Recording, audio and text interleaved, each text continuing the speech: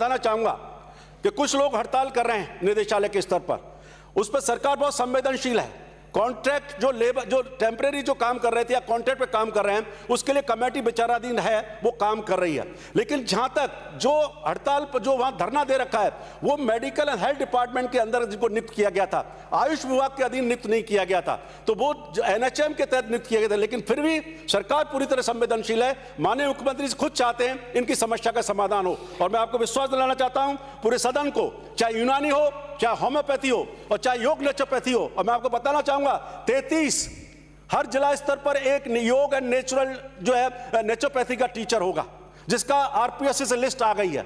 एक और बात करी थी कि 704 नर्सिंग कर्मियों का विचाराधीन है। मैं बताना चाहूंगा हमारी सरकार संवेदनशील है, पारदर्शिता से काम कर रही है। कुछ शिकायतें आई थी कि मेघालय मणिपुर से लोग जो करके आ गए हैं 2.5 साल का कोर्स, उसकी जांच विचाराधीन है। 3 कमेटीज बैठा करके लगातार एक के ऊपर एक, और फाइनल जो है उसकी रिपोर्ट जो है हमने लॉ डिपार्टमेंट को भेजी है, और जैसे ही आएगी उस 704 की भर्ती भी कर दी जाएगी। 500 की कुछ की भर्ती पहले कर चुकी है। मैं बहुत ज्यादा समय ना लेते हुए इतना ही कहना चाहूंगा कि राजस्थान सरकार और हमारे माननीय मुख्यमंत्री जी के कुशल निर्देशन में, कुशल नेतृत्व में जो निरोगी राजस्थान का संकल्प है, उसी को ध्यान में रखते हुए integrated health facilities, medical health पे तो मंत्री जी बताएंगे, लेकिन आयुष को जो इंपॉर्टेंस दी है, आयुर्वेद, नेचुरोपैथी, योगा, ये आने वाले समय में आपको जो 20 साल का हमने रोड मैप बनाया है, इसको आप चाहें तो ये उपलब्ध है, वेबसाइट पर भी उपलब्ध है, इसमें पूरी पॉलिसी दी गई है और इसी के तहत हमारा काम चल रहा है। और मैं उम्मीद करता हूं आने वाले समय में इसके रिजल्ट दिखाई देंगे। इन्हीं शब्दों के साथ धन्यवाद, जय हिंद। प्रभारी मंत्री। अध्यक्ष महोदय, सभापति महोदय, आज शुरू से आने वाले माननीय सदस्य बहुत ही जोश में थे। हमारा बहुत पुराना साथ है, 90 से साथ हैं। मैं कभी कभी बीच में ब्रेक हो गया, आप कंटिन्यू। इतना अहम भी नहीं करना चाहिए। पहले भी यूपी में योगी जी मुख्यमंत्री बने थे, फिर हमने राजस्थान में, MP में, छत्तीसगढ़ में सरकार बनाई थी। इतना अहम मत करो, ये जनता है, किसी की सगी नहीं है। तो मैं माननीय सभापति महोदय, मांग संख्या 13 के संबंध में माननीय सदस्यों ने 164 कटौती प्रस्ताव सीरियस मत लो उनको। उनका जवाब सबको मैं तैयार कर लिए, सबको जवाब कल तक भिजवा देंगे। और माननीय सदस्यों ने कई अच्छे सुझाव दिए। ये भी कहा कि अवैध शराब की दुकानें चलती है, दुकानें खड़ी, तस्करी होती है, थानों की कार्रवाई नहीं होती है, सब चीज़ें माननीय सदस्यों ने कही। हम सब ने हमने नोट किया है। उस पर निश्चित रूप से आपके जो सुझाव आए हैं कि नियमानुसार दुकान चले। हमारी सरकार बनने के बाद हमने तय किया कि सुबह 10 बजे से रात के 8 बजे तक ही दुकान खुलेगी और 8 बजे बाद बंद हो जाएगी। उसका पूर्णतः हमने 3 साल तक पूरी पालना से उसको फॉलो किया। मुख्यमंत्री जी ने शुरू में आते ही ये कह दिया कि रात भर जो दुकानें चलती थी पहले, उससे शांति भंग होती थी और लोगों को निश्चित रूप से एक परेशानी का सामना करना पड़ता था। मैं माननीय सदस्यों को कितनी होगा? मैं माननीय सदस्यों को मैं माननीय सदस्यों को आश्वस्त करता हूं मेरी ओर से कि आपके 8 बजे बाद दुकान चले। आप उसका मुझे पत्र लिखो। संबंधित DO जो भी इंस्पेक्टर होगा, अगर आपकी बात सही मिली तो सस्पेंड कर दें, कोई दिक्कत नहीं हमारे यहाँ। खुले रूप से अगर किसी की एक दुकान है, उसने सब शॉप लगा रखी है, दूसरी दुकानें, उसकी भी आप शिकायत कर सकते हैं। आप माननीय सदस्य हैं, आपको छूट है, शिकायत करें, भेजें। निश्चित रूप से कार्रवाई नहीं हो तब कहना। आपने सुझाव दिए हैं, निश्चित रूप से ये होना चाहिए। एक दुकान है तो एक दुकान ही होनी चाहिए।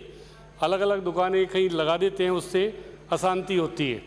एक दुकान होती है, 4-5 सब शॉप लगाने, उस चीज़ की निश्चित रूप से माननीय मुख्यमंत्री जी ने भी सख्ती से पालना के निर्देश दिए। और जो भी अभी कहा कि आबकारी में पहले नीलामी होती थी, अब निश्चित रूप से जिसको दुकान लेनी है, पहले क्या होता था नीलामी में 50 लोग एक दुकान की, 20 लोग फॉर्म भरते थे, वो सब लेट करते था दुकान। उसको दुकान चलानी थोड़ी थी, किसी महिला के नाम, किसी के नाम लेके दुकान को 10 लाख 20 लाख लेके जो शराब के जो माफिया थे उनको सबलेट कर देता था। अब जिसको दुकान चलानी है वही दुकान लेगा, उस गारंटी पे लेगा कि दुकान वही चलाएगा। इससे बहुत सारे बेरोजगार जो लोग हैं उनको रोजगार मिला है। और निश्चित रूप से जब वो प्रणाली थी, पहले हमने भी देखा आपकी सरकार के समय, शायद हमारी सरकार के समय भी पिछली बार थी, तो निश्चित रूप से वो प्रणाली में 10 लाख 20 लाख इसीलिए फॉर्म लगाते थे लोग, मेरे निकल जाएगा तो 20 लाख मिल जाएगा, 10 लाख मिल जाएगा। मेरे को पूरी तरह पता है गांव में ये धंधा होता था। अब जिसको दुकान चलानी है वही लेगा। और ये मैं कहना चाहूँगा कि आपने कहा आबकारी नीति, जो भी सरकार आती है आबकारी नीति बनाती है, कैबिनेट अप्रूव होता है, ऐसे ही थोड़ी बन जाता है कि आबकारी मिनिस्टर ने कह दिया बन गया, माननीय मुख्यमंत्री जी तक जाता है। जो भी कुछ में आपने कहा कुछ छूट वगैरह दे दी, तो निश्चित रूप से कोविड में 3 महीने तक तो बिल्कुल दुकानें बंद रही थी। उस कारण लोगों को, ठेकेदारों को जो नुकसान हुआ, उसकी छूट देना कोई ज़्यादा वो नहीं है। 3 महीने बिल्कुल दुकानें बंद रही थी, तो आपको पता है लॉकडाउन रहा था। तो ये निश्चित रूप से जो भी आपके सुझाव आए, फिर भी हमने जो राजस्व किया, आपसे कम शराब बेची, राजस्व ज़्यादा लिया। और इनकम टैक्सेशन के बाद दूसरी नंबर की इनकम होती है, इसी से होती है। आपके सरकार के समय भी होती थी, आपने भी चलाया, हमारी सरकार के समय भी होती थी। आपके समय 14-15 में जो राजस्व था 5,587.77 और शराब बेची थी 48.30 करोड़ क्लब। हमने उससे ज़्यादा इनकम करके अब हमने 46.68, बीच में 57 भी हो गया था आपके टाइम, 17-18 में 58 भी 60 भी हो गया था, और हमने उस 46.68 करोड़ बल्क मीटर बेचकर इनकम हमने पहले से ज़्यादा की। दुकानों की संख्या भी, कंट्रोल भी, समय भी जो हुआ, उसके कारण ये फ़र्क पड़ा है। निश्चित रूप से जो हमारी ये भी गुरुचरण छाबड़ा जी की यादगार में हमने अभियान चलाने के लिए कि शराब पीना ठीक नहीं है, शराब से बचना चाहिए, इस अभियान को हमने चलाया है। पिछली बार भी हमने 5 करोड़ इसमें रखे थे प्रचार प्रसार के लिए, फिर इस बार मुख्यमंत्री जी ने 10 करोड़ रुपए का प्रावधान किया। तो निश्चित रूप से हम तो चाहते हैं शराब नहीं पिए लोग, गरीब आदमी नहीं पिए लोग। फिर भी अगर शराब नहीं पिएगी, शराब नहीं मिलेगी लोगों को, तो फिर आप जानते हैं कि अवैध पीते हैं, दूसरी पीते हैं। गुजरात में शराबबंदी है सभापति महोदय, और वहाँ भी शराब पीते हैं लोग, वहाँ भी शराब जाती है। शांत रहे। इसलिए निश्चित रूप से आपने भी बंद नहीं किया, हमने भी नहीं किया। हालांकि मैं तो इस पक्ष का हूँ सभापति महोदय कि पूर्णतः शराबबंदी कर देनी चाहिए, मैं तो इस मत का हूँ, पर सरकार की है, जॉइंट रिस्पॉन्सिबिलिटी है, सरकार का फैसला है, चाहे आपके समय हो चाहे हमारे समय हो। निश्चित रूप से जो नशे से दुष्प्रभावों के संबंध में व्यापक प्रचार प्रसार के लिए जो लोग पकड़े जाते हैं उनके विकास के लिए पहले 10 करोड़ का प्रावधान था, इस साल उसको बढ़ाकर हमने 50 करोड़ किया।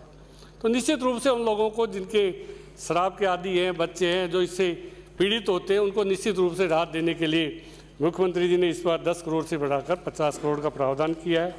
और समय का तो हमने पाबंदी के लिए आपको कह दिया, जिस भी माननीय सदस्य को कोई शिकायत हो, अवैध दुकान की हो या समय की हो, वो निश्चित रूप से लिखे, उसके निश्चित रूप से कार्रवाई करेंगे। आप मुझे लिखे व्यक्तिगत तौर पर, हम भी चाहते हैं जो समय निर्धारित कर दिया उसकी सख्ती से सभापति महोदय पालना होनी चाहिए। उनका समय यही इसी शर्त पर उनको ठेके दिए हैं। तो निश्चित रूप से जो भी अभियोग जो दर्ज हुए, मामले जो दर्ज हुए, आपके समय भी का भी लिस्ट है हमारे पास, हमारे का भी है। निश्चित रूप से अवैध मामलों के संबंध में निश्चित रूप से बहुत सारी गिरफ्तारी आपके समय भी हुई, हमारे समय भी हुई। इसलिए निश्चित रूप से जो अभी आपने गंगानगर की इनकी बात कही, आबकारी आपके समय भी चलती थी, वहाँ हमारे समय भी चलती है, नई कोई बात नहीं है। आबकारी नीति को बदलना या और हमने, पर किसानों का आपने कहा, हमने किसानों का, माननीय मुख्यमंत्री जी ने किसानों का पहले से मूल्य बढ़ाया और किसानों को राहत दी। किसान आए थे मुख्यमंत्री जी से मिलने, तब उसका पैसा बढ़ाया, 16.13% की वृद्धि की है। निश्चित रूप से 16% की एक साथ गन्ने के भाव में बढ़ाना निश्चित रूप से ठीक है। आपने जो भी मामले उठाए निश्चित रूप से उन पर हम देखेंगे क्या है। शांति रहनी चाहिए, समय पे दुकान खुले लोगों को। और निश्चित रूप से जो आपने कहा, जो भी अब मैं माननीय सभापति महोदय, जो माननीय सदस्यों की शिकायतें हैं हमने उसको नोट किया है। निश्चित रूप से चाहे आदिवासी के मामले, आदिवासी इलाके का हो, कहीं भी हो, दुकानों का निश्चित रूप से गरीब आदमी जब नज़दीक दुकान होती है तो निश्चित रूप से उससे अशांति पैदा होती है गरीब के घर में। उस बात को भी हम ध्यान रखते हैं। अब आज चिकित्सा विभाग की जो मांग संख्या 26 है, उसमें सभी माननीय सदस्यों ने सबसे ज़्यादा 56 माननीय सदस्यों ने अपने विचार व्यक्त किए, अपने इलाके की समस्या भी बताई, जो डॉक्टरों की कमी है वो भी बताई, भवनों की कमी है वो भी बताई, सरकार की जो अच्छे काम हैं, मुख्यमंत्री ने जो अच्छा बजट दिया उसकी भी सराहना की। निश्चित रूप से आपके विचार, चाहे पक्ष के हो प्रतिपक्ष, अच्छा काम किया, आपने भी उसकी सराहना की। तो निश्चित रूप से बहुत बड़ा काम 3 साल में राजस्थान में माननीय मुख्यमंत्री जी ने जो बजट पेश किया निश्चित रूप से सराहनीय है। पहले गरीब आदमी को इलाज कराने के लिए जब कोई डिलीवरी कराने आता था, जयपुर इलाज कराने की सोचता था तो अपने जेवर बेचता था या वो अपनी ज़मीन गिरवे रखता था। जयपुर आने तक का किराया उसके पास नहीं होता था, जोधपुर जाने का किराया नहीं होता था, बीकानेर जाने का किराया नहीं होता था। गरीब लोग आदमी इलाज कराने में सक्षम नहीं था। ये मुख्यमंत्री जी ने पिछले कार्यकाल में निःशुल्क दवाएं शुरू की और उसके बाद उन्होंने निःशुल्क जांच की। निश्चित रूप से बहुत बड़ा काम था, इसकी आलोचना भी हुई, ये दवाइयाँ फर्जी है, ये आपने उस समय आलोचना भी की। आपकी सरकार आ गई, फिर आपने भी इसको चालू रखा। अगर फर्जी थी तो आपने चालू क्यों रखा? ये जनहित का काम था, चाहे आपकी सरकार हो चाहे हमारी सरकार हो, लोगों को फ्री में इलाज मिले, फ्री में दवाई मिले, फ्री में जांच हो। और अब तो माननीय मुख्यमंत्री ने ऐसा काम कर दिया, 5 लाख का मुख्यमंत्री चिरंजीवी योजना में बीमा, तो आदमी आता है, स्वतः ही आता है। और उसको बढ़ाकर जो ट्रांसप्लांट वगैरह, किडनी वगैरह, जो बड़े ऑपरेशन घुटने के वगैरह इसमें कवर नहीं हो रहे थे, माननीय सभापति महोदय उसको भी इसमें शामिल किया। बड़े से बड़ा 5 लाख से बढ़ाकर 10 लाख रुपए किया इसको। बहुत बड़ा काम है ये, गरीब आदमी के लिए बहुत बड़ा काम है। ये निश्चित रूप से मुख्यमंत्री जी ने, हम भी नहीं सोच रहे थे, ये माननीय सदस्य हमारे मंत्रिमंडल के सदस्यों को भी पता नहीं कि मुख्यमंत्री जी एकदम 5 से 10 लाख रुपए कर देंगे। बहुत बड़ा काम है, देश प्रदेश की जनता इसको आज भी निश्चित रूप से मानती है कि मुख्यमंत्री जी ने तो बहुत बड़ा काम कर दिया। इतना बड़ा काम कर दिया, लोगों को चिंता ही नहीं है। और ये और कर दिया साथ में, पहले लोगों को जानकारी नहीं होती थी, वो संजीवनी का कार्ड नहीं बना पाते थे। अब कह दिया कि अगर कोई हॉस्पिटल में आ गया, उसका कार्ड भी नहीं है, कलेक्टर की ड्यूटी है कि उसका इलाज कराएगा, और कलेक्टर की ड्यूटी है उसका कार्ड भी बनवाएगा टाइम पर। इतना बड़ा काम, इतनी बड़ी राहत लोगों को, गरीब से गरीब आदमी, झोंपड़ी में रहने वाला आदमी भी इसमें अपना इलाज कराने के लिए अगर हॉस्पिटल में आ गया तो उसको भी डॉक्टर वापस नहीं भेजे। बहुत बड़ा काम है ये। तो इसे निश्चित रूप से सबको, इसकी पूरे प्रदेश के लोगों को, आप सबको हमको सराहना करनी चाहिए। मुख्यमंत्री ने बहुत बड़ा काम ये किया है। एक बहुत बड़ा काम उन्होंने निरोगी राजस्थान का भी शुरू किया। 17 सरकार की पहली वर्षगांठ पर उन्होंने 17 दिसंबर 2019 से निरोगी राजस्थान का शुभारंभ किया। कितने सारे कैंप लगाए, कितने लोगों को जोड़ा, हर पंचायत में कैंप लगाकर जो भी लोग थे, इसमें 8,680 स्वास्थ्य शिविर आयोजित कर 30 लाख व्यक्तियों की स्क्रीनिंग की गई और उनका निःशुल्क इलाज किया गया। निश्चित रूप से आज बहुत बड़ा काम किया है। जब एक कैंसर वैन आई थी, सुधीर भंडारी जी लेकर आए थे, वहाँ मित्तल आए थे, वहाँ पर अपने सीएम आवास पर कैंसर वैन को स्टार्ट करने की बात थी। मित्तल है वो, कोई मैं अपने उद्योगपति है। हमने कहा था कि मुख्यमंत्री जी हर जिले में कैंसर वाहन होना चाहिए। लोगों को पता ही नहीं चलता कैंसर हो गया, क्या हो गया, क्या नहीं हो गया, बीमारी का पता ही नहीं चलता। जब लास्ट स्टेज में पता चलता है तब उसका सभापति महोदय इलाज संभव नहीं है। अब देखिए मुख्यमंत्री जी ने हमारी बात को उस दिन, मैंने ही कहा था स्वयं ने, जब तो हम मेरे को ये मंत्री बनाया ही था कि हर जिले में होनी चाहिए। उन्होंने कह दिया हर जिले में कैंसर वाहन होगा। बहुत बड़ी बात है, हर जिले में आदमी का रोज करेंगे जांच, कोई भी आदमी जांच कराएगा, गांव-गांव में वो गाड़ी जाएगी, तो निश्चित रूप से लोगों को पता चलेगा मेरे क्या बीमारी है, मेरे बीमारी है या नहीं भी। तो ये बहुत बड़ा काम मुख्यमंत्री जी ने किया। निरोगी राजस्थान में जिस तरह का काम किया, निःशुल्क दवाई वगैरह की, तो निश्चित रूप से बहुत बड़ा काम था। माननीय स्वास्थ्य का अधिकार के संबंध में माननीय चूरू से आने वाले सदस्य ने सवाल उठाया। निश्चित रूप से माननीय राइट टू हेल्थ मिलेगा, मुख्यमंत्री अशोक जी गहलोत ला के रहेंगे, बहुत जल्दी इसकी तैयारी कर दी। निश्चित रूप से इसकी और सरकार ने जो कदम बढ़ाया उसको हम पूरा करेंगे। तो निश्चित रूप से बहुत बड़ा काम हेल्थ में हुआ है। और हमारी चिरंजीवी योजना का तो मैंने आपको बता ही दिया। तो निश्चित रूप से बहुत बड़ा पैकेज की बढ़ोतरी हुई है। ये बड़े बड़े ऑपरेशन थे, उनका भी निश्चित रूप से फ्री में इलाज होगा। घुटने का ये सब चीज़ आई इसमें कवर होती है।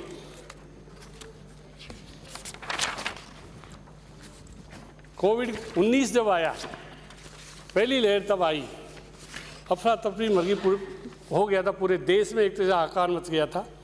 राजस्थान पहली बार लॉकडाउन हमारे यहाँ, कोई इटली के 2 आए थे, उनको कोविड हुआ। हमारे पास कोई जांच के संसाधन नहीं थे, हमने पुणे में भेजी या दिल्ली में जांच भेजी।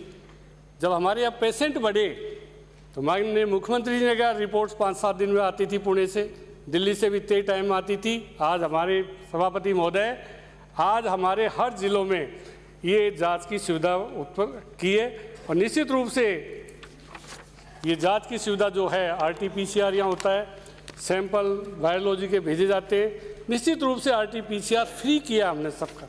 1,45,000 जांच पर डे करने का हमने प्रावधान कर दिया। जब एक जांच नहीं थी, जहाँ पर 1,45,000 जांच पर डे होती है, आज सेम डे 24 घंटे में उसका रिजल्ट आ जाता है। तभी तो उनको पता चलता है आज इतने पेशेंट है, कल इतने पेशेंट है।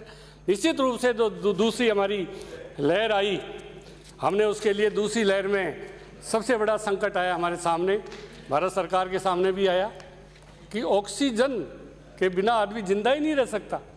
ऑक्सीजन नहीं होगी या ऑक्सीजन नहीं मिलेगी तो आदमी की डेथ हो जाती। बहुत जगह घटनाएं हुई, पर सौभाग्य से हमारे प्रदेश में नहीं हुई। MP में 40 लोग मरे थे, दूसरे गुजरात में मरे थे। हमारे यहाँ एक भी डेथ ऑक्सीजन के अभाव में नहीं। 40,000 कंसंट्रेटर हमने जो भी भाव मिले वो खरीदे, देखा नहीं हमने कितना ही महंगा हो, हमने 40,000 कंसंट्रेटर खरीदे ऑक्सीजन। अभी अनीता जी कह रही थी वो गड़बड़ हो गया, क्या हो गया, उसकी तो हम जांच करा देंगे। पर उस समय अनीता जी कोई चीज़ देखने लायक नहीं थी, जो भी भाव मिले वो चीज़ें खरीदे। सारे इंजेक्शन UP के लोग भी हमारे यहाँ पर इलाज कराने आए, उनका भी इलाज फ्री में किया। रेमडेसिविर इंजेक्शन की कितनी मारामारी हुई, नेता प्रतिपक्ष महोदय कि हमें खुद फ़ोन करते थे इनको इंजेक्शन चाहिए, ये मेरी कॉन्स्टिट्यूंसी का है, सब फ़ोन करते थे, जनप्रतिनिधि चाहे MLA हो, चाहे MP हो, चाहे मिनिस्टर हो। पर उस समय ऐसी मारामारी थी, इंजेक्शन मिलना ही जीवनदान था, इंजेक्शन मिलना ही जीवनदान था। मुख्यमंत्री जी ने कितनी संवेदनशीलता दिखाई, अपना स्पेशल प्लेन भेजकर भी गुजरात से, अहमदाबाद से, बॉम्बे से उन्होंने स्पेशल प्लेन से भी वो इंजेक्शन मंगवाए। ये बहुत बड़ी उपलब्धि है। उसका संकट का समय था, आपसे सबसे संवाद किया, सबसे बराबर आपके संपर्क में रहे, आप सबसे प्रतिपक्ष से सब नेताओं से उन्होंने VC की 21 घंटे तक इस बीमारी से कैसे फ्री हो।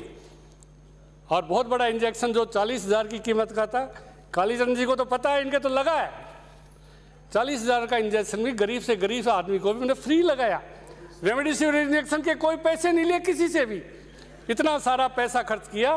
तो ये संकट के समय में माननीय मुख्यमंत्री जी ने जो एक काम किया, दोनों पति पत्नी के लगे हैं, एक के नहीं दोनों के लगवाए हमने।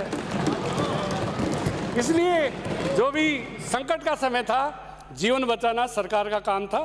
मुख्यमंत्री जी ने कह दिया चाहे मेरे सारे विकास के काम बंद करने पड़े, पर मैं किसी का जीवन खतरे में नहीं डालूंगा, कितना भी पैसा खर्च करना पड़े, और उसके लिए सरकार तैयार है, सारी विकास योजनाएं बंद कर देंगे।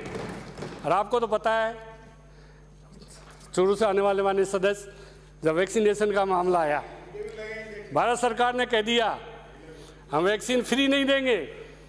सारे देश के मुख्यमंत्रियों ने कहा, हमारे मुख्यमंत्री जी ने पत्र लिखा प्रधानमंत्री जी को कि आप वैक्सीन फ्री करिए, पूरे देश का काम है।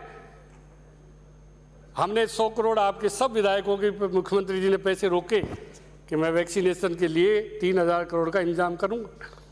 वो किया आपने, हमने सबने सहमति दी, हमारा विधायक को रोक लो। सबने, पक्ष विपक्ष सबने कहा, सबने मिलकर कहा। प्रधानमंत्री जी ने बाद में हमारे मुख्यमंत्री जी की सलाह से पूरे देश में वैक्सीनेशन को फ्री किया, उसके लिए हम भारत सरकार को धन्यवाद देते हैं। पूरे देश को कि हमारा पैसा बचा 3000 करोड़, उसके लिए प्रधानमंत्री जी धन्यवाद के पात्र है। उन्होंने फ्री किया हमारे सीएम साहब के कहने से, और किसी सीएम की हिम्मत नहीं हुई, पूरे देश में किसी मुख्यमंत्री की हिम्मत नहीं हुई जो प्रधानमंत्री ये कह देगा फ्री दीजिए किसी की। पर ये अशोक जी गहलोत मोदी जी से सीनियर थे मुख्यमंत्री में, इसलिए बहुत निश्चित रूप से इसके लिए भारत सरकार को, प्रदेश की जनता और हम धन्यवाद देते हैं कि उन्होंने वैक्सीनेशन करवाया। और वैक्सीनेशन के बाद हम ये जनवरी में शुरू हुआ, हमने दिसंबर तक 98% हमने फर्स्ट डोज लगवा दी, 84% हमारे सेकंड डोज लगी। आज उसी का कारण है कि हमारे प्रदेश के लोग सुरक्षित रहे। ओमिक्रॉन का बहुत हल्ला मचा और उस हल्ले में भी लोग घबरा गए, पर हमारी जो वैक्सीनेशन हुआ दिसंबर और जनवरी में रिकॉर्ड 1.5 करोड़ लोगों के वैक्सीनेशन हुआ।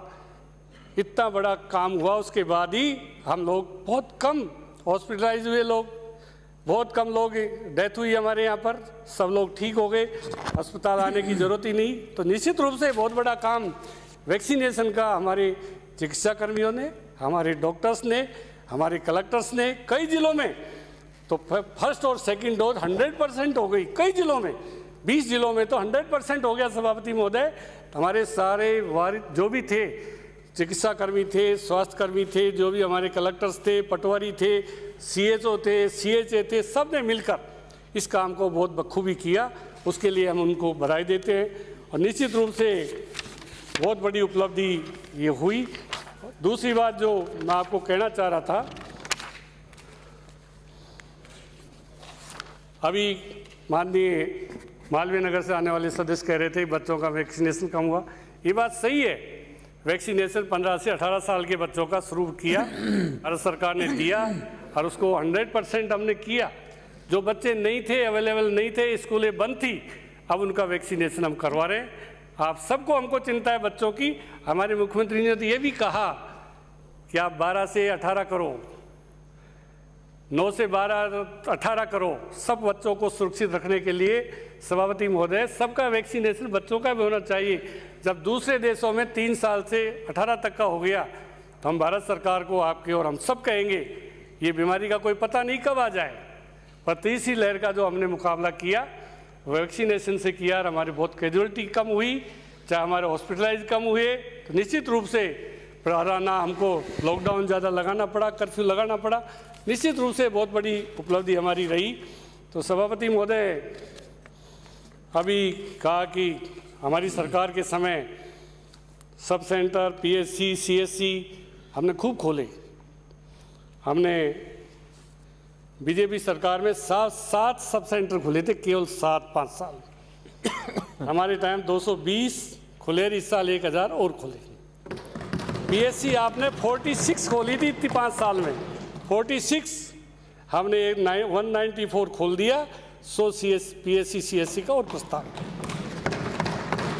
सीएचसी आपके समय केवल 22, हमने 136 खोली है। सैयाओं में वृद्धि आपने 785 बेड बढ़ाए थे आपने, हमने 5000 बढ़ाए। निश्चित रूप से लोगों को जो राहत मिले, और हमने एसएमएस, आरयूएसएच जितने अच्छा काम किया कोविड में, आपको सबको जानकारी है नेता महोदय कि हमारे आरयूएसएच में तो दूसरी लहर में 500 बेड को बढ़ा के हम 1300 बेड किया। कितना अच्छा काम किया हमारे डॉक्टर्स ने, सबने मिलकर, तो लोगों को राहत मिली। ऑक्सीजन की जो हाहाकार मचा, भारत सरकार ने हमको ऑक्सीजन कहाँ से अलॉट किया? उड़ीसा से किया। गुजरात से को कहाँ से किया? दिल्ली से किया। उसमें थोड़ी हमने नेता प्रतिपक्ष को भी माननीय मुख्यमंत्री जी ने बात की, ऑक्सीजन की हमारे कमी नहीं आने दी। पर इतना हाहाकार था, ऑक्सीजन नहीं तो जीवन नहीं, इस तरह का कभी देखा नहीं दृश्य, पहली बार इस तरह का दृश्य था प्रदेश में। उसका भी आपने, हमने सबने सहयोग करके उसका भी अच्छा मुकाबला किया, लोगों को फ्री इलाज दिया। किसी भी पेशेंट का एक भी पैसा उसमें खर्च नहीं हुआ। जो हमारे वॉरियर्स थे, जो कोविड वॉरियर्स थे, उनकी भी इसमें डेथ हुई, उनको भी अच्छा पैकेज, 50 लाख का पैकेज जो भी डेथ हुई, माननीय मुख्यमंत्री ने कह दिया कि इसमें जो भी डॉक्टर्स है, अपने पुलिस वाले हैं, वो एनएम है, जीएनएम है, क्योंकि वो तो दिन भर उनकी सेवा करने में 50 लाख का पैकेज हमने 150 लोगों को दिया। बहुत बड़ी बात है कि उनके जीवन को, उनके बच्चों को निश्चित रूप से बहुत बड़ा काम मुख्यमंत्री जी ने किया। भर्तियों की स्थिति देख लो, हमने 2020 में 737 डॉक्टर भर्ती किए, उसके बाद 2000 डॉक्टर और भर्ती किए। सहायक रेडियोग्राफर के जो पद 1058 थे उनको 692 में भर्ती किए। लैब टेक्नीशियन भर्ती किए 877 प्रयोगशाला सहायक भर्ती किए। सब तरह के ईसीजी टेक्नीशियन हमने जो भर्ती किए और वो कम मिले। ईसीजी टेक्नीशियन हमारे यहाँ है नहीं, हम तो और भी भर्ती करना चाहते हैं। अभी कह रहे थे कोई बात जोधपुर में नहीं है, लालसोट में नहीं है, वहाँ नहीं है, वास्तव में कमी है। लैब ईसीजी टेक्नीशियन की मिलेंगे तो हम इसमें भी और भर्ती करेंगे। हम चाहते हैं ईसीजी टेक्नीशियन हर हॉस्पिटल में हो, ये सुविधाएं हम निश्चित रूप से करेंगे। महिला स्वास्थ्यकर्ता नर्स सेकंड का हमने 6700 पद निकाले, 6712 भर्ती की। हमने पूरी जो भी हमने कोविड में भर्ती करना चाहे, जो भी लोग आए सबको भर्ती किया।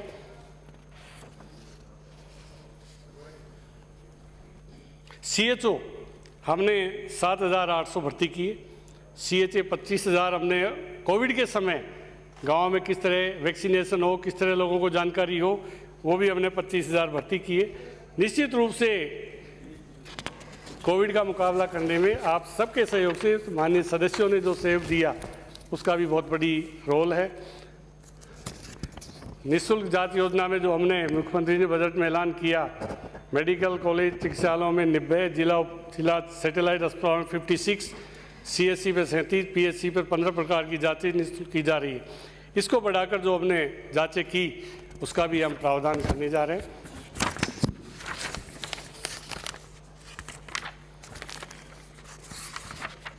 कैंसर की बात आपको बताई, फिर भी कैंसर के लिए जो भी प्रावधान है, निःशुल्क जांच, निःशुल्क अभी जांच के लिए पैसा लगेगा, पर अब कोई पैसा 10,000 का पैकेज हो गया, 10 लाख का, तब किसी भी जांच का पैसा अस्पतालों में कैंसर के जांच का भी पैसा नहीं लगेगा। अभी कोई कह रहे थे माननीय सदस्य कि 6,000 लगते, 5,000 लगे। मैं आपको आश्वस्त करता हूं कि अब कैंसर की जांच का कोई पैसा नहीं लगेगा। हमारे सब जिलों में कैंसर वैन हो जाएगी। निश्चित रूप से बहुत बड़ी बात है। मातृ स्वास्थ्य सेवाएं, ये भी राष्ट्रीय औसत से हम, राष्ट्रीय औसत जहाँ 88.6 है, हमारा 94.9 है, उससे भी हम बेटर हैं। चाहे हम दूसरी हम बच्चों की चिरंजीवी एम्बुलेंस सेवा भी हमने शुरू किया। भी कह रहे थे कि एम्बुलेंस ख़राब है, ये है, 108 है, जो भी है पहले से आपके सरकार के भी समय में चली। जो गाड़ियाँ ख़राब है, जो गाड़ियाँ बिल्कुल ख़राब है, हम उनको जांच करा के सबको बदल देंगे। और निश्चित रूप से जो माननीय सदस्यों ने दी है एम्बुलेंस, उस पर हम विचार कर रहे हैं कि ड्राइवर की, डीजल की कैसे व्यवस्था हो, उनको सुचारू रूप से कैसे चले। हमने भी दी है, आपने भी दी होगी इसमें कोविड में। निश्चित रूप से उसका कोई न कोई रास्ता निकालेंगे जिससे वो गाड़ियाँ, जो ख़राब गाड़ियाँ हो गई, उनको हटा के 108 से या दूसरी एजेंसी से बात करके, जो सरकार है 108 को पैसा दे रही है, तो हमारी गाड़ियाँ खुद की है, उनको देने में हमको क्या तकलीफ है। उनको भी यथासंभव निश्चित रूप से माननीय सदस्यों ने जो एम्बुलेंस दी है वो भी बराबर चलती रहे। जननी सुरक्षा भारत सरकार ने भी हमको दिया, उन्होंने भी जननी सुरक्षा एक्सप्रेस हमको दी। इसमें बच्चों की के बारे में बहुत हल्ला मचा था कोटा मेरी यहाँ, अब बहुत अच्छा अस्पताल बना दिया। मैं यहाँ गया था जेके लोन में एक दिन, तो निश्चित रूप से आप देखेंगे कि क्या कायाकल्प हो गया जेके लोन का, क्या कायाकल्प हो गया आपके एसएमएस का। बहुत अच्छा काम इस कोविड में किया है।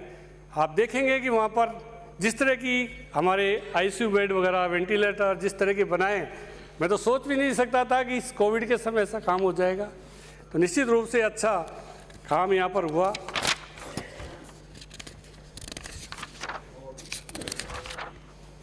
एक कल माननीय चूरू से आने वाले सदस्य नेता उपनेता महोदय ने सवाल उठाया था, खास सुरक्षा में मिलावट।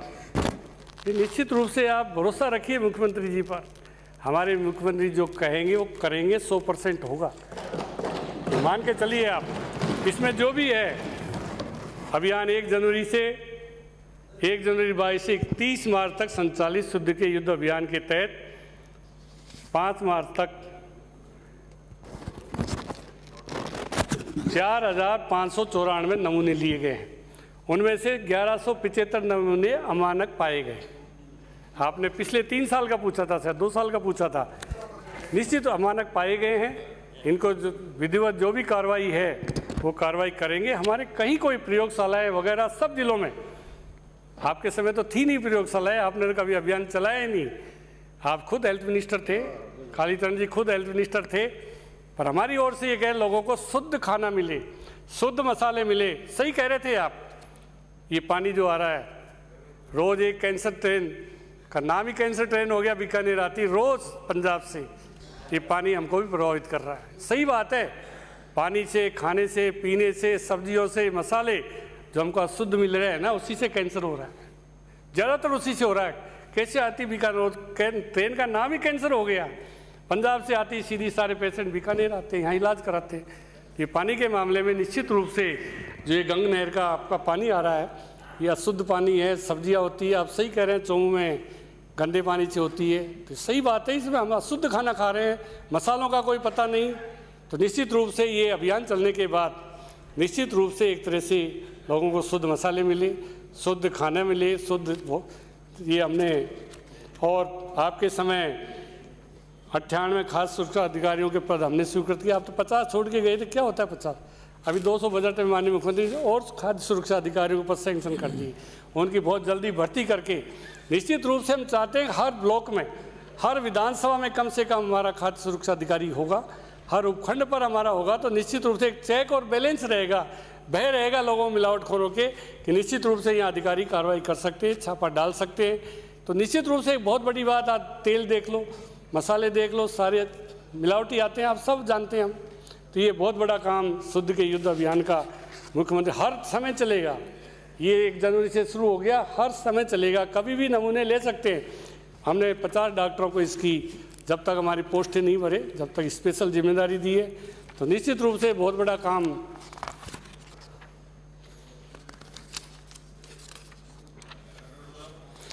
एक बेटी बचाओ, ये भी PCPNDT, इसकी कोई बैठक ही नहीं हुई।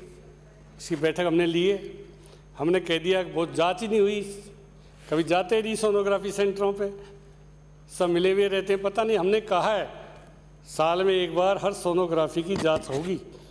अगर नहीं करेगा तो वो अधिकारी जिम्मेदार होंगे जिनकी ड्यूटी है।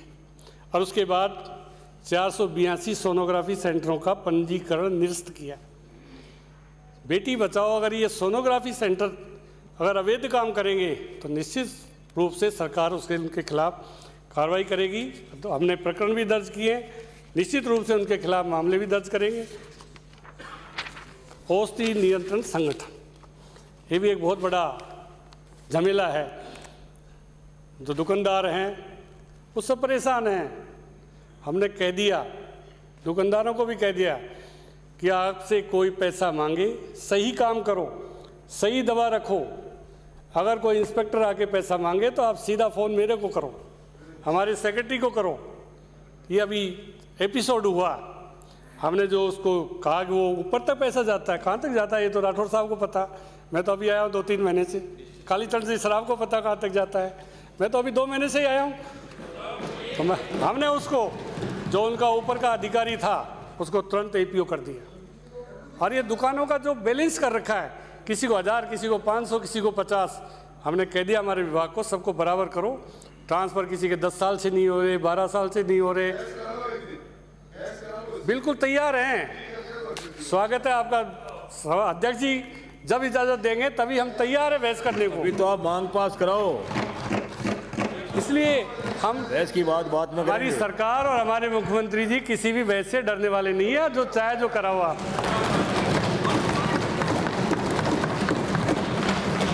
एक जनता क्लिनिक की बात आई, जनता क्लिनिक खुल नहीं रही है। मालवीय नगर के बाद वाल्मीकि कॉलोनी में प्रदेश के पहले जनता क्लिनिक का शुभारंभ किया। आपके क्षेत्र में किया, चल रहा है वो? नहीं, मालवीय नगर में, वाल्मीकि बस्ती में। नाम बगरू को नाम मालवीय नगर का आ रहा है श्रीमान। इसलिए मैंने देखा कि उनके ही इलाके में चल रहा है। इस समय जालौर में, जयपुर शहर में 12, जालौर में 1, 13 जनता क्लिनिक संचालित है। और निश्चित रूप से ये लोग इसमें दूसरा जो प्रावधान था, भारत सरकार के सहयोग भी इसमें था वेलनेस सेंटर में, तो निश्चित रूप से इसकी कोई न कोई हम रास्ता निकालेंगे। मुख्यमंत्री जीवन रक्षक योजना, कोई भी एक्सीडेंट हो जाए उसको कोई संभालता ही नहीं था, मुख्यमंत्री जी ने अब कह दिया है अगर किसी का एक्सीडेंट हो गया उसको लेकर आएगा, उसको 5,000 रुपये का इनाम देंगे, प्रशस्ति पत्र और देंगे, जिससे लोगों को, बहुत सारे लोगों को ये काम किया है। उसकी सूची हमारे पास है किन किन को दिया है। चिकित्सा संस्थानों में भवन निर्माण के लिए भी एनएचएम में विंग 1408 करोड़ रुपए के निर्माण कार्य खर्च किए जाएंगे, 1408 करोड़ के। इस दौरान 585 उपस्वास्थ्य केंद्र, 275 PSC, 70 CSC, 2 ANM training centre, Jhunjhunu में मातृ शिशु कल्याण केंद्र को 50 से 100 सैयाओं की वृद्धि का कार्य, झालरापाटन, झालावाड़ में सैटेलाइट अस्पताल, करौली जिला चिकित्सा, आईपीडी टावर के ब्लॉक बनेंगे। निश्चित रूप से बहुत बड़ा ये काम है। एक जो चिकित्सा शिक्षा में भी आपने कहा कि सही बात है, ये यूपीए गवर्नमेंट के समय मेडिकल कॉलेज खोलने की सहभागिता योजना स्टेट और सेंटर की योजना शुरू हुई थी। आप हेल्थ मिनिस्टर थे, आपके चुरू में भी खुला था। हम तो भारत सरकार के इस बात के लिए धन्यवाद देंगे कि यूपीए सरकार की योजना को भी आपने चालू रखा और उससे हमको सबसे ज़्यादा फायदा राजस्थान को हुआ। देश में सबसे ज़्यादा फायदा, सबसे ज़्यादा मेडिकल कॉलेज राजस्थान को मिले। हमने समय पर उनका ज़मीन का, हमने जो भी उनकी शर्तें थी उनको पूरा करके आज हमारे 30 मेडिकल कॉलेज यहाँ पर हो जाएंगे। मैं तो माननीय सदस्य जालौर से आने वालों से कि जालौर, राजसमंद और अपना प्रतापगढ़, अगर 3 जिलों में मुख्यमंत्री जी ने परसों भी माननीय स्वास्थ्य मंत्री जी को, केंद्रीय को, वीसी के द्वारा कहा है कि आप हमारे पड़ोस के हो, याद है जालौर में, राजस्थान में फ़र्क नहीं है, ये तीनों जिलों को आप और कर दो, तो निश्चित रूप से राज्य सरकार इसमें खर्चा उठाने को तैयार है। भारत सरकार का 60% है, हमारा 40% है, पर सारी जिम्मेदारियाँ चलाने की, बनाने की और गैर सब सारी जिम्मेदारी स्टेट गवर्नमेंट की है। तो निश्चित रूप से ये जो पॉलिसी 2014 में यूपीए के समय थी, आपको तो पता है उस समय से चली आ रही है, इसके लिए जो इन्होंने चालू रखा उसके लिए भारत सरकार को मुख्यमंत्री जी ने धन्यवाद दिया। आप और हम सब भी दे रहे हैं कि हमारे यहाँ 30 मेडिकल कॉलेज हो जाएंगे। और मुख्यमंत्री जी ने बहुत बड़ा काम किया, हर जिले में नर्सिंग कॉलेज, बिना भेदभाव के हर जिले में नर्सिंग कॉलेज जिनमें भर्ती शुरू कर देंगे। तो निश्चित रूप से राजस्थान के लोग बाहर जो नर्सिंग करने जाते थे, कोई एमपी जाता था, कोई यूपी जाता था, कोई बाहर जाता, साउथ में जाते थे, अब राजस्थान के लोगों को ही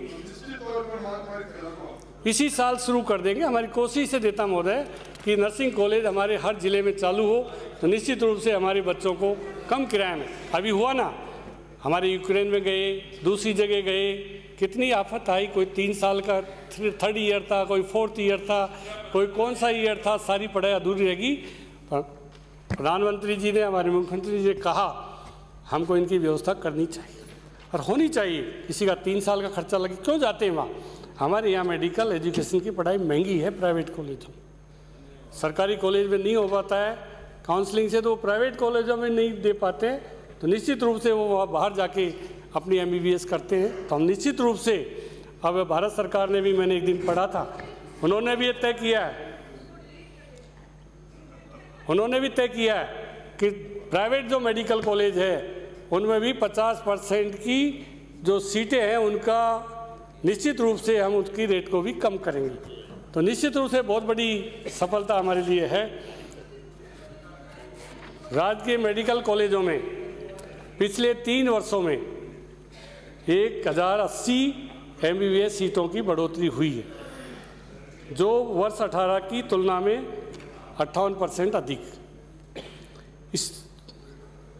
इसी प्रकार पिछले 3 वर्षों में पीजी सीटों में 519 पीजी सीटों की वृद्धि हुई है, 519 की, जो 18 की तुलना में 50% अधिक है। निश्चित रूप से मेडिकल कॉलेज खुलेंगे, हमारे बच्चे, हमारे इलाके के लोग निश्चित रूप से यहीं पर अच्छी शिक्षा लेकर राज्य के सभी संभाग मुख्यालयों पर मेडिकल कॉलेजों में इस वर्ष माननीय मुख्यमंत्री महोदय द्वारा बजट में सभी संभाग मुख्यालयों पर सुपर स्पेशलिटी को प्रारंभ करने की घोषणा की गई। ये निश्चित रूप से बहुत बड़ा काम है। बहुत बड़ा काम को इसी साल हम करेंगे। हो गया क्या बस?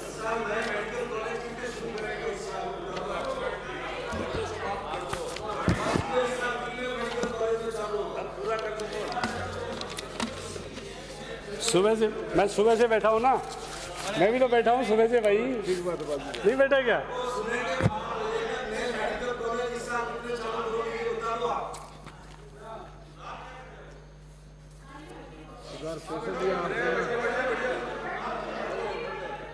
श्री गंगानगर, चित्तौड़, धौलपुर, सिरोही, हनुमानगढ़, दौसा, अलवर, नागौर, ये 8 मेडिकल कॉलेज हम शुरू करेंगे।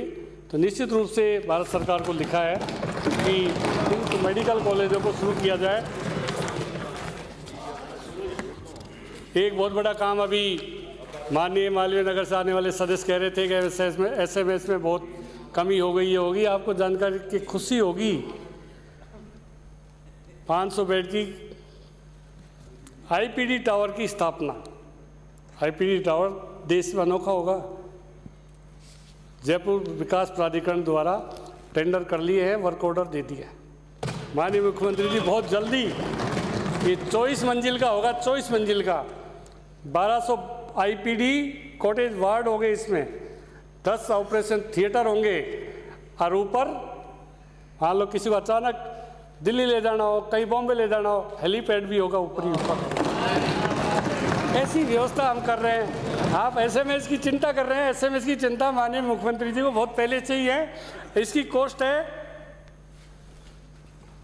निश्चित रूप से 400-450 करोड़ इसकी कॉस्ट है। हेलीपैड, आपकी एयर एम्बुलेंस आएगी, वहीं से आपको लेके कहीं कोई बीमार भी होगी तो निश्चित रूप से उसको हेलीपैड, कह रहा हूँ हेलीपैड, कालीचरण जी को कह रहा हूँ, आपको नहीं कह रहा हूँ, कालीचरण जी को कह रहा हूँ मैं।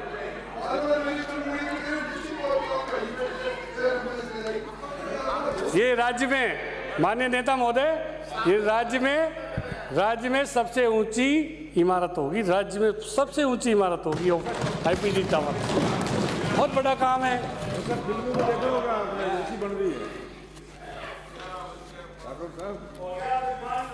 आपने एक बात कही थी, ये जो नर्सिंग कर्मी है इनको राजपत्रित अधिकारी का दर्जा दे देगा। उसमें हमने पूरा करीब हमारी पूरी रिपोर्ट आरपीएससी का वगैरह यहाँ से विभाग से अब वो कैबिनेट को भेज दिया। बहुत जल्दी इनको, हमारे सारे कर्मचारी जो है इनको नर्सिंग स्टाफ है, बार मांग करते हैं। तो पंचायत में वीडियो उसको सेक्रेटरी को दे दिया, वीडियो का कर दिया। तो इनको भी हम बहुत जल्दी कैबिनेट में माननीय मुख्यमंत्री जी को हमने फाइल मूव कर दी। बहुत जल्दी इनका भी हो जाएगा। तो निश्चित रूप से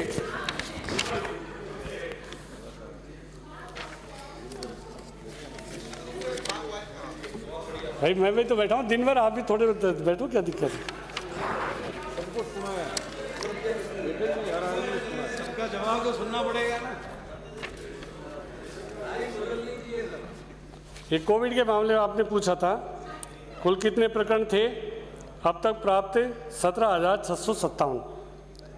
अब तक भुगतान किए गए परिवारों की संख्या 11,558। भुगतान योग्य प्राधिकरण 1388, रिजेक्टेड 675, पेंडिंग 4,036। इनका भी सोशल वेलफेयर डिपार्टमेंट को कहा है कि वो जल्दी भुगतान कर दें। प्रधानमंत्री जी ने सुप्रीम कोर्ट के निर्देश के बाद प्रधानमंत्री जी, भारत सरकार ने भी इसमें मदद की है। 50,000 का जो पैकेज उन्होंने दिया, मुख्यमंत्री जी ने 1 लाख का पैकेज दिया है। उनके बच्चों को पेंशन 18 साल तक होने तक उनको एक साथ पैकेज।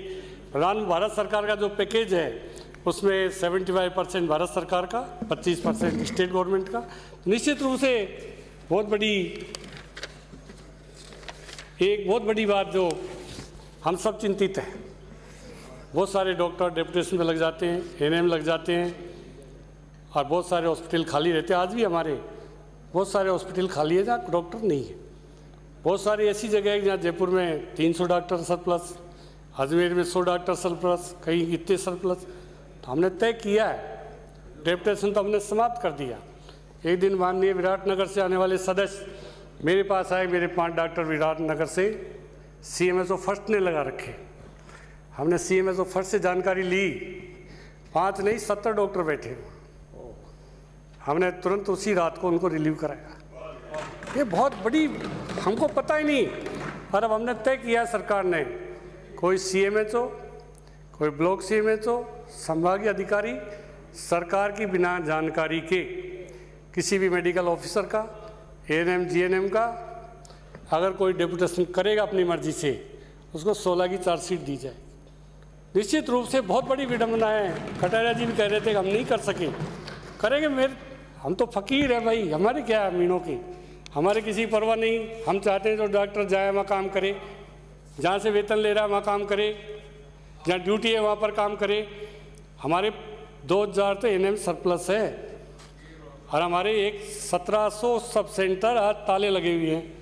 सबको भेजेंगे हम सब सेंटरों के निश्चित रूप से सब डॉक्टर्स को भेजेंगे, जहाँ भी हो। इस पद पर रहे नहीं रहे इसकी चिंता नहीं है मेरे को, पर ये डॉक्टर्स की जो माननीय सदस्यों की चिंता है।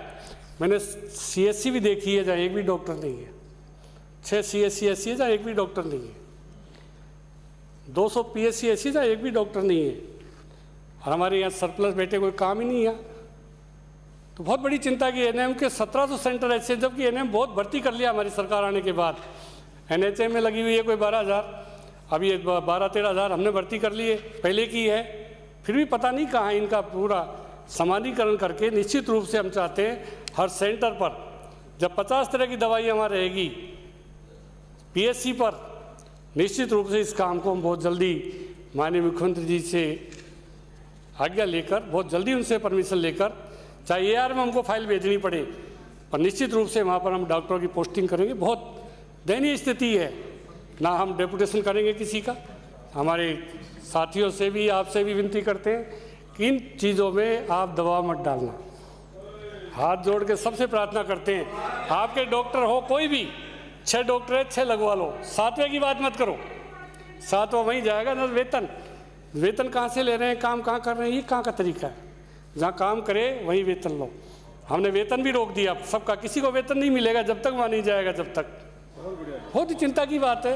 तो निश्चित रूप से माननीय नेता प्रतिपक्ष पक्ष ने भी उस दिन चिंता जाहिर की थी, हम सबकी चिंता है। मैंने सूची देखी है, सूची है पूरी, देखने लायक नहीं सूची, ऐसी सूची है ये। तो हम इससे चिंतित हैं, और मैंने तो पहले दिन आके तय कर लिया था, चाहे मैं इस पद पर रहूँ या नहीं रहूँ, पर ये डेपुटेशन वगैरह का सिस्टम बंद करेंगे। ये पूरी सूची है।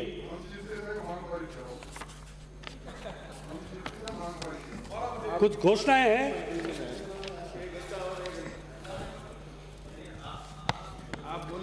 मेडिकल कॉलेज जोधपुर, जिला अस्पताल प्रतापगढ़ एवं दौसा में 71.25 करोड़ की लागत से 50 बेड वाले आपातकालीन चिकित्सा इकाई का निर्माण किया जाए।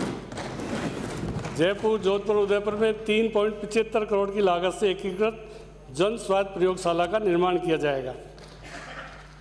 राज्य में 556 करोड़ रुपए की लागत से 1112 भवन रहित उप स्वास्थ्य केंद्रों का निर्माण किया जाएगा। प्रदेश में बहरापन नियंत्रण रोकथाम की नीति बनाने की घोषणा करता हूं। ये नीति आगामी वित्तीय वर्ष में चरणबद्ध तरीके से लागू, बाल्यकाल की प्रारंभिक अवस्था में ही hearing screening OEA auto acoustic emission द्वारा की जाएगी एवं बाल्यकाल में बहरापन का सही समय पर इलाज हो जाएगा। कम्युनिटी हेल्थ ऑफिसर के 3631 संविदा पदों, प्रबंधकीय वर्ग में 666 पदों एवं नर्सिंग एवं पैरामेडिकल के 4693 पदों पर प्रक्रियाधीन भर्ती को जल्दी पूरा कर देंगे। फार्मासिस्ट के 1799 पदों, नर्स ग्रेड द्वितीय के 1250 पदों, हॉस्पिटल केयर के 55 पदों एवं ऑक्यूपेशनल थेरेपिस्ट के 24 पदों पर भर्ती की RPSC को हमने अभ्यर्थना भेज दी है। बहुत जल्दी इनकी भी हम भर्ती कर देंगे। शिक्षा विभाग में शिक्षा शिक्षकों 751 पदों पर भर्ती भी हम बहुत जल्दी कर देंगे। माननीय अध्यक्ष महोदय, आज ही हमने बहुत समय 2018 से एक मामला यहाँ पर पेंडिंग था,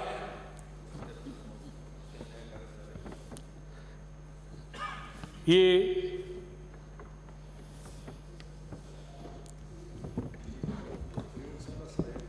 हाँ, प्रयोगशाला सहायकों का 2018 से बहुत बड़ा इनके विवाद था, उसका भी समाधान आज करके हमने उसकी सूची जारी कर दी। और जो माननीय न्यायालय के अधीन जो पद रहे हैं, कुछ पद उसमें पेंडिंग रह गए। माननीय न्यायालय का निर्णय आने के बाद हमने 965 लोगों को नियुक्ति का रास्ता खोल दिया। बहुत जल्दी उनको नियुक्ति दे देंगे। बहुत प्रयोगशाला सहायकों को बहुत समय से था, हमने जो भी मामले NHM के बहुत सारे आपके भी पास आते हैं, हमारे पास आते हैं, उसमें कोई 10 साल से लगा हुआ है, कोई 8 साल से लगा हुआ है। 60% पैसा भारत सरकार का, 40 हमारा। वो कहते हैं बड़ा पैसा भारत सरकार बढ़ाए तो हम भी तैयार हैं, पर उनको परमानेंट भर्तियों में बोनस अंक 10, 20, 30 मिलता है। हमने उनको कहा कि भाई भारत सरकार नहीं बढ़ाए जब तक स्टेट गवर्नमेंट उसमें पैसा नहीं बढ़ा सकती। आप नर्सिंग भर्ती कर रहे हैं, अभी भर्ती हुई है, निश्चित रूप से आप उसमें अपनी अप्लाई करो, उसका फ़ायदा लो, आपका पहले होगा। तो बहुत बड़ी जो भी काम थे निश्चित रूप से हमने करने की पूरी कोशिश की है। और आपको अध्यक्ष महोदय, मेडिकल कॉलेज